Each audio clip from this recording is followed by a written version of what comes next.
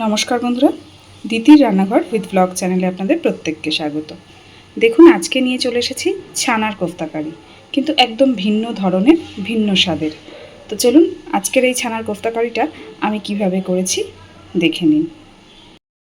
দেখুন বন্ধুরা, আজকে একদম ভিন্ন ধরনের একটা ছানার কোফতা করার জন্যে নিয়েছি এখানে খানিকটা ছানা। এর মধ্যে দিয়ে দিচ্ছি দুটো আলু, কাঁচা আলু আমি গ্রেট করে নিয়েছি, গ্রেট করা আলু দুটো। আপনারা চাইলে এখানে আলু সিদ্ধও ব্যবহার করতে পারেন। এবার দিচ্ছি কাঁচা লঙ্কা কুচি আর দিচ্ছি একটু পেঁয়াজ কুচি। অনেকেই হয়তো আপনারা বলবেন এখানে পেঁয়াজের ব্যবহারটা কেন করছি। আমি প্রথমেই বলেছি একদম ভিন্ন ধরনের একটা ছানার কোফতা এটা, তো এখানে ওই জন্য আমি পেঁয়াজের ব্যবহার করেছি। আপনাদের কারোর অসুবিধা থাকলে পেঁয়াজটাকে স্কিপ করতে পারেন। এবার দেব পরিমাণ মতো লবণ,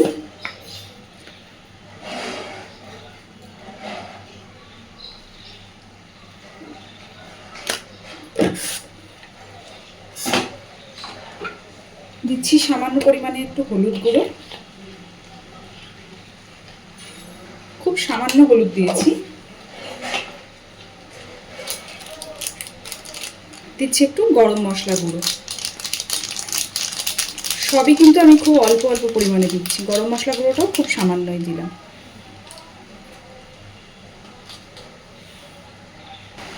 বাইন্ডিংয়ের জন্য দিচ্ছি 2 চামচ মতো ময়দা। এখানে ময়দার পরিবর্তে আপনারা চাইলে বেসন বা চালের গুঁড়ো ব্যবহার করতে পারেন, কিন্তু আমি খেয়াল করে দেখেছি বেসনের থেকে ময়দা দিলে তেলটা অনেক কম অ্যাবজর্ব করে। এবার সব কিছুকে খুব সুন্দর করে মেখে নেব।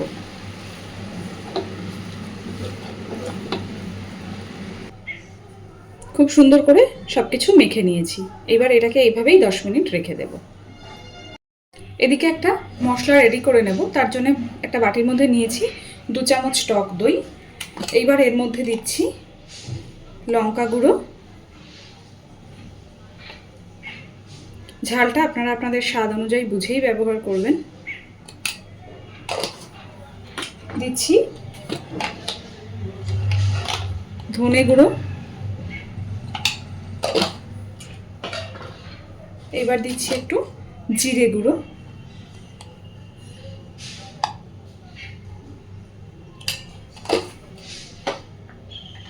দিয়ে দেব পরিমাণ মতো লবণ,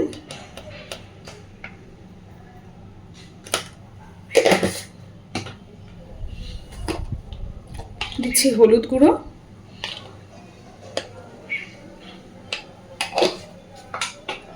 আর দেব একটু গরম মশলা গুঁড়ো।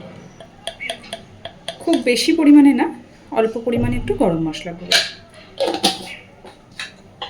খুব ভালোভাবে এবার সব কিছুকে মিশিয়ে একটা পেস্ট তৈরি করে রাখবো।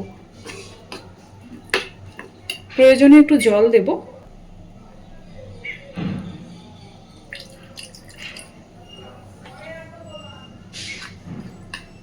ব্যাস, আমাদের মশলাও রেডি। এইবার চলুন রান্নায় যাই। কড়াই বসিয়ে কড়াইতে তেল দিয়ে দিয়েছি। প্রথমেই তেলটাকে সুন্দরভাবে গরম করে ছানার থেকে বড়ার আকারে ছোট ছোট করে ভেজে নেব।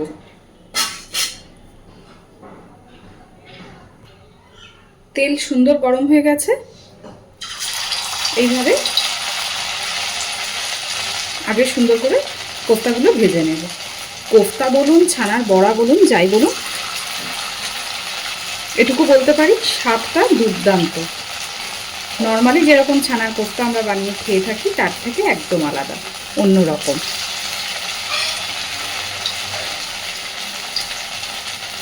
এইবার এক একজনের মত এক এক রকম, আর সমালোচনা করার মানুষেরও অভাব নেই, ভালো কথা বলার মানুষেরও অভাব নেই, যে যেভাবে নেবেন।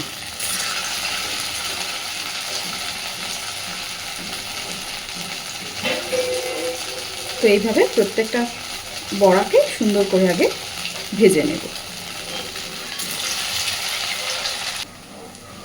এক পিঠ হয়ে গেলে আস্তে আস্তে সবকটা বড়া উল্টে দেব। বিশ্বাস করুন ভাজার সময়তেই এত সুন্দর একটা গন্ধ বেরোচ্ছে, আমার তো মনে হচ্ছে এটা শুধু শুধুও বেশ ভালোই লাগবে, ডালের সাথে বলুন বা চায়ের সাথে স্ন্যাক্স হিসেবে বলুন।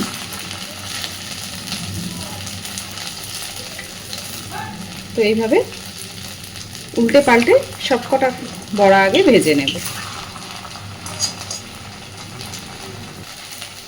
সবকটা বড়া সুন্দর ভাজা হয়ে গেছে, এবার তেল থেকে ছেঁকে তুলে নেব সব।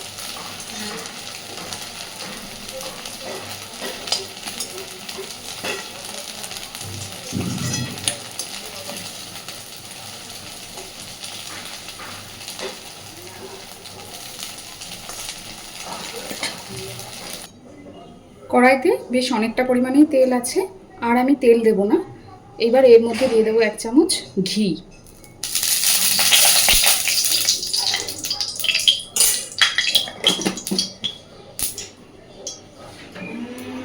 ঘিটা দেওয়ার পরে গ্যাসের ফ্লেমটাকে একদম কমিয়ে দিয়ে তখন যে দইয়ের মধ্যে মশলার মিশ্রণটা রেডি করে রেখেছিলাম সেটাকে এবার এর মধ্যে দিয়ে দেব।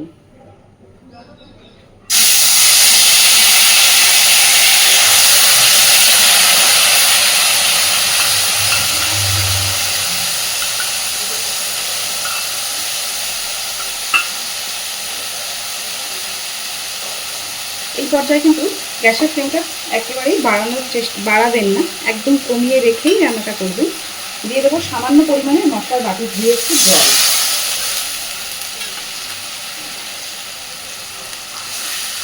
খুব ভালোভাবে নাড়াচাড়া করে মশলাটাকে একটু সময় নিয়ে কষাতে থাকবে।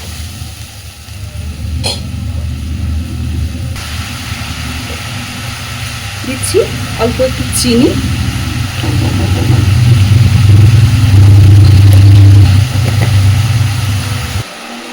দেখুন মশলা কষাতে কষাতে মশলা দিয়ে সুন্দর তেল ছেড়ে গেছে।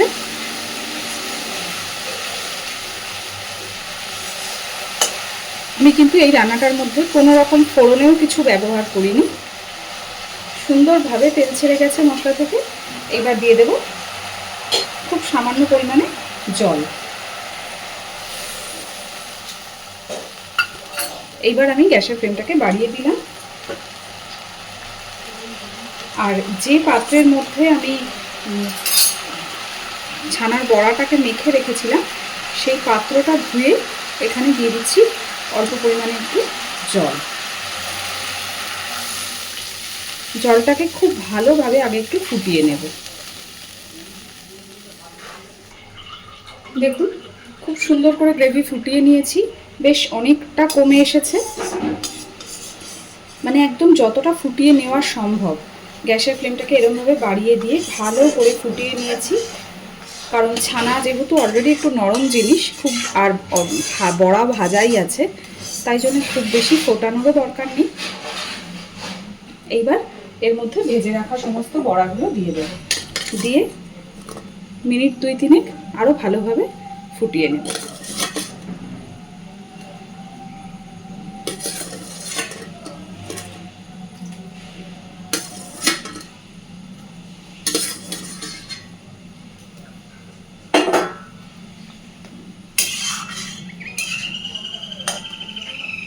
আর একই সাথে ওপর থেকে দিয়ে দেব 2 চেরা কাঁচা লঙ্কা।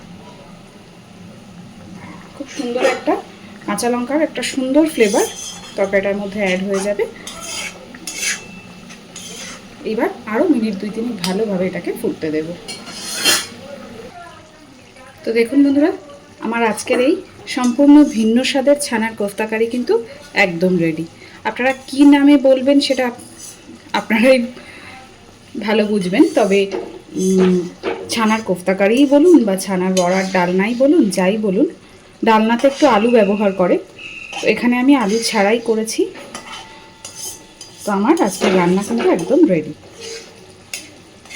দেখতেই পাচ্ছেন কি সুন্দর উপর থেকে তেলটাও ভেসে উঠেছে, সব কিছু সুন্দরভাবে রেডি। এবার গ্যাসের ফ্লেমটাকে আমি অফ করে দিলাম। আজকের আমার এই একদম অন্য ধরনের ছানার কোফতা কারির রেসিপিটা আপনাদের কেমন লেগেছে অবশ্যই আমাকে জানাবেন। আর একঘেয়ে নর্মালি ছানার কোফতা কারি তো আমরা খেয়েই থাকি, এইভাবে একবার একটু আলু পেঁয়াজ দিয়ে একটু অন্য রকম করে ছানার কোফতা কারি বানিয়ে খেয়ে দেখবেন, এর স্বাদও কিন্তু খুব সুন্দর, না খেলে বুঝতে পারবেন না। তো ওই জন্যে অবশ্যই বানিয়ে একবার খেয়ে দেখবেন আর আমাকে জানাতে ভুলবেন না। আর প্লিজ আমার চ্যানেলটাকে লাইক, শেয়ার এবং সাবস্ক্রাইব করে আমার পাশে থাকবেন। এতক্ষণ আমার সাথে থাকার জন্য অসংখ্য ধন্যবাদ।